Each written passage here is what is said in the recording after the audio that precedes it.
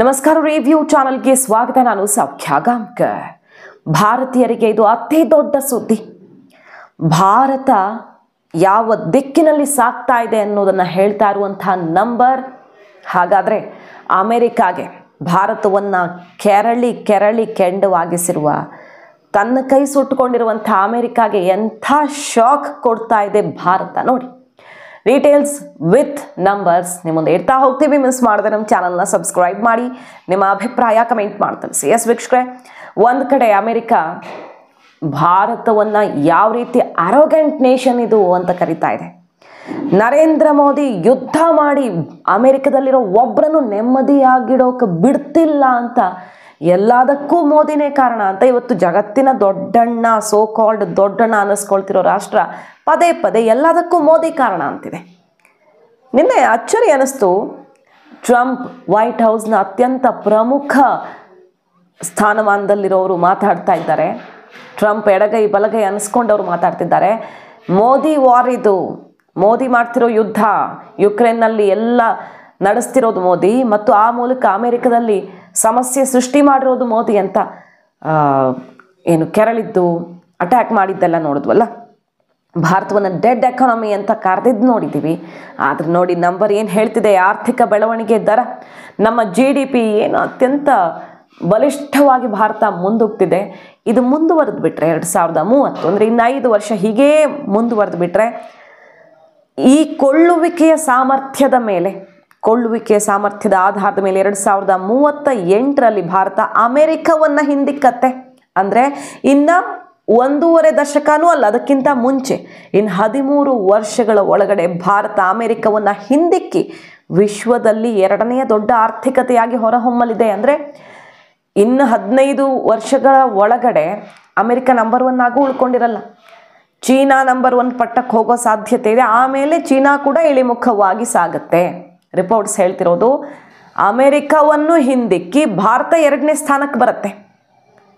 ಇದು ಇಂಟ್ರೆಸ್ಟಿಂಗ್ ವಿಚಾರ. ಈಗ ಹೊರಗಡೆ ಬರ್ತಾ ಇರೋದು Ernst and Young EY economic watch ವರದಿ ಕೊಡ್ತಾ ಇರುವಂಥ ನಂಬರ್ಸ್ ಇದು. ಭಾರತದ ಈ GDPಯ ದರ ಹೀಗೆ ಮುಂದುವರೆದು ಬಿಟ್ಟರೆ ರೈಟ್ ಟ್ರ್ಯಾಕಲ್ಲಿ ಭಾರತ ಸಾಕ್ತಿದೆ. ಇದನ್ನು ಕಂಟಿನ್ಯೂ ಮಾಡುವಲ್ಲಿ ನಮ್ಮ ನಾಯಕತ್ವ, ನಮ್ಮ ಆಡಳಿತ ಯಶಸ್ವಿ ಆಗಿಬಿಟ್ರೆ ಅಮೆರಿಕವನ್ನು ನಾವು ಇನ್ನು 13 ವರ್ಷಗಳಲ್ಲಿ ಹಿಂದಿಕ್ಕಲಿದ್ದೀವಿ. ಜಗತ್ತಿನ 2ನೇ ದೊಡ್ಡ ಆರ್ಥಿಕತೆಯಾಗಿ ಭಾರತ ಎದೆಯುಬ್ಬಿಸಿ ನಿಲ್ಲಲಿದೆ ಅನ್ನುವಂಥ ಶಾಕಿಂಗ್ ರಿಪೋರ್ಟ್. ಅಮೆರಿಕಾಗೆ ನೋಡಲೇಬೇಕಾದಂಥ ವರದಿ ಇದು. ಅಮೆರಿಕ ಮತ್ತು ಭಾರತದ ಆರ್ಥಿಕ ಬೆಳವಣಿಗೆ ದರ ಈ ನಂಬರ್ಸ್ ಆಧಾರದಲ್ಲಿ ನೋಡೋದಾದರೆ, ಈಗಿರುವ ರೀತಿಯಲ್ಲೇ 2030 ಬಳಿಕವೂ ಮುಂದುವರೆದ್ರೆ ಭಾರತದ ಆರ್ಥಿಕತೆ $34.2 ಲಕ್ಷ ಕೋಟಿ ತಲುಪುವ ಮೂಲಕ ಅಮೆರಿಕವನ್ನು ಹಿಂದಿಕ್ಕೋದು ಗ್ಯಾರಂಟಿ ಅಂತ ಹೇಳ್ತಿದೆ. ಸುಮ್ಮನೆ ಅಮೆರಿಕ ಭಾರತವನ್ನು ಇಷ್ಟು ಡಿಸ್ಟರ್ಬ್ ಮಾಡೋಕೆ ನೋಡ್ತಿಲ್ಲ. ಚೀನಾ ಅತಿ ಹೆಚ್ಚು ಬೈ ಮಾಡೋದು ರಷ್ಯಾದಿಂದ ಆಯಿಲನ್ನು, ಆದರೂ ಭಾರತವನ್ನು ಯಾಕೆ ಕೆಣಕ್ತಾ ಇದೆ ಅಮೆರಿಕ? ಆದರೂ ಮೋದಿಯನ್ನು ಯಾಕೆ ಅಟ್ಯಾಕ್ ಮಾಡ್ತಿದ್ದಾರೆ? ಹೆಚ್ಚು ಆಯಿಲು, ಮೊನ್ನೆ ಏನಂದ್ರು ಜೈಶಂಕರ್ ಅವರು, ಅತಿ ಹೆಚ್ಚು LNG ಬೈ ಮಾಡೋರು ಯುರೋಪಿಯನ್ ಯೂನಿಯನ್ ಅವರು, ಅತಿ ಹೆಚ್ಚು ತೈಲವನ್ನು ಬೈ ಮಾಡೋದು ಚೀನಾ. ಮತ್ತು ನಮ್ಮನ್ನು ಯಾಕೆ ಕೆಣಕ್ತಿದ್ದೀರಿ ನೀವು ಅಂತ ಸಿಂಪಲ್ ಪ್ರಶ್ನೆ ಕೇಳಿದ್ರು. ಅದಕ್ಕೆ ಅಮೆರಿಕ ಉತ್ತರಿಸ್ತಿಲ್ಲ. ಯಾಕಂದರೆ ಇಷ್ಟೇ, ಚೀನಾ ಈಗ ಬೆಳೆದು ಬಿಟ್ಟಿದೆ. ಆದರೆ ಭಾರತವೂ ಈಗ ಬೆಳೆದು ಬಿಡತ್ತೆ. ಭಾರತ ಕೆಲವೇ ವರ್ಷಗಳಲ್ಲಿ ಅತಿ ದೊಡ್ಡ ಹೆಜ್ಜೆಯನ್ನು ಇಡತ್ತೆ ಅನ್ನೋದು ಅಮೆರಿಕ ಕಂಗಾಲು ಮಾಡಿದೆ. ಡೀಪ್ ಸ್ಟೇಟನ್ನು ಡಿಸ್ಟರ್ಬ್ ಮಾಡಿದೆ. ಹಾಗಾಗಿ ಈಗ ಬ್ರೇಕ್ ಹಾಕಬೇಕು ಅನ್ನೋ ಶತಾಯಗತಾಯ ಪ್ರಯತ್ನ ನಡೀತಿದೆ. ಕಂಡವರ ಕಣ್ಣು ಇಲ್ಲಿನ ನಾಯಕತ್ವದ ಮೇಲೆ ಬಿದ್ದಿದೆ. ಇಲ್ಲಿ ಸ್ಟೆಬಿಲಿಟಿ ಇದ್ದರೆ ತಾನೇ ಅಭಿವೃದ್ಧಿ ಆಗೋದು. ಇಲ್ಲಿ ಅತಂತ್ರವಾಗಿ ಅವರವರೇ ಕಿತ್ತಾಡಿಕೊಂಡು ಹೆಸರಿಗೊಂದು ನಾಯಕತ್ವ ಬೇರೆ ಯಾವುದೋ ರಾಷ್ಟ್ರದ ಕೈಗೊಂಬೆಯಾಗಿ ಆಡ್ತಾ ಇದ್ರೆ ಆಗ ಭಾರತ ಇದ್ದಲ್ಲೇ ಇರುತ್ತೆ. ದಶಕಗಳು ಉರುಳಿದ್ರು ಇದ್ದಲ್ಲೇ ಇರುತ್ತೆ. ಅದಾಗಬೇಕು ಅಂತಾನೆ ಆಸೆ ಪಡ್ತಿರೋದಲ್ವಾ.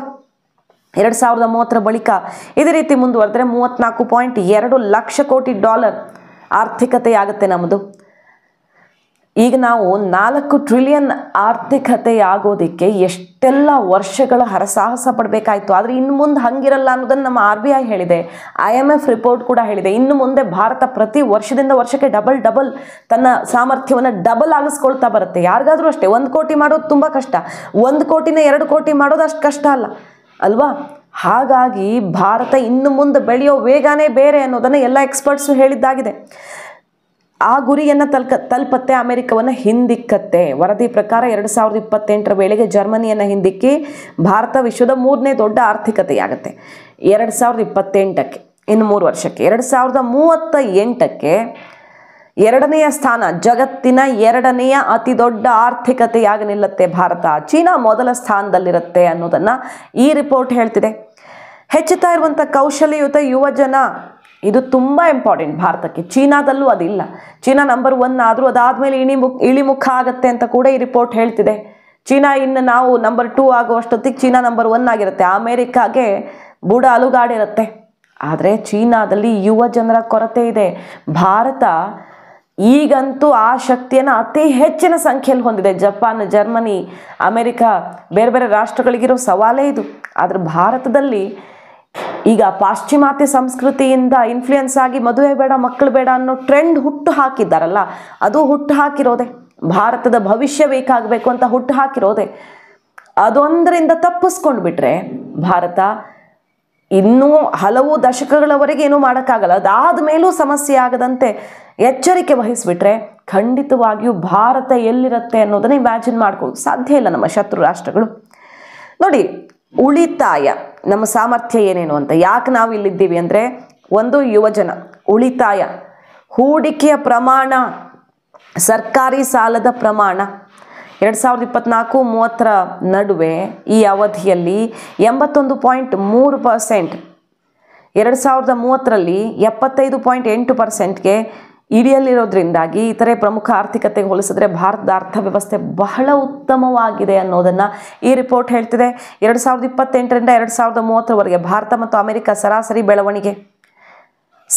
ಬೆಳವಣಿಗೆ ಭಾರತದ್ದು ಮತ್ತು ಅಮೆರಿಕದ ಕಂಪೇರ್ ಮಾಡಿ ನೋಡೋದಾದರೆ ನಮ್ಮದು 6.5% ಮುಂದುವರಿಯುತ್ತೆ. ಅಂದರೆ ಈಗಿರೋ ಆಸ್ಪಾಸಲ್ಲೇ ಮುಂದುವರಿಯುತ್ತೆ. ಅಮೆರಿಕದಷ್ಟು 2.1%, 2.1% ಅವರದ್ದಿರುತ್ತೆ. IMF ಅಂದಾಜು ಇದು. IMF ಅಂದಾಜು ಮಾಡಿರೋ ಡೇಟಾದ ಆಧಾರದಲ್ಲೇ EY ಎಕನಾಮಿಕ್ ವಾಚ್ ಈ ರಿಪೋರ್ಟನ್ನು ರೆಡಿ ಮಾಡಿರೋದು. IMF ಏನು ಹೇಳಿದೆ, IMF ಭಾರತದ ಸ್ಟೆಬಿಲಿಟಿ, ಇನ್ಫ್ರಾಸ್ಟ್ರಕ್ಚರು, ಇಲ್ಲಿನ ಡೆವಲಪ್ಮೆಂಟ್ ಆಧಾರದಲ್ಲಿ ಭಾರತದ ಪ್ರಗತಿಯನ್ನು ಅದು ಕಟ್ಟಿಕೊಟ್ಟಿರೋದಲ್ವಾ, ಭಾರತ ಎಲ್ಲಿದೆ ಅನ್ನೋದನ್ನು. IMF ನಂಬರ್ಸ್ ಇದನ್ನು ಹೇಳ್ತಾ ಇದೆ ಮತ್ತು ಅದರ ಆಧಾರದಲ್ಲಿ EY ಎಕನಾಮಿಕ್ ವಾಚ್ ಈ ರಿಪೋರ್ಟನ್ನು ಹೇಳ್ತಿದೆ. ಚೀನಾ 2030ರಲ್ಲಿ ಈ ಮಾನದಂಡಗಳ ಆಧಾರದಲ್ಲಿ 36 ಲಕ್ಷ ಕೋಟಿ ರೂಪಾಯಿ ಡಾಲರ್ ಆರ್ಥಿಕತೆಯಾಗಿ ಹೊರಹೊಮ್ಮುತ್ತೆ.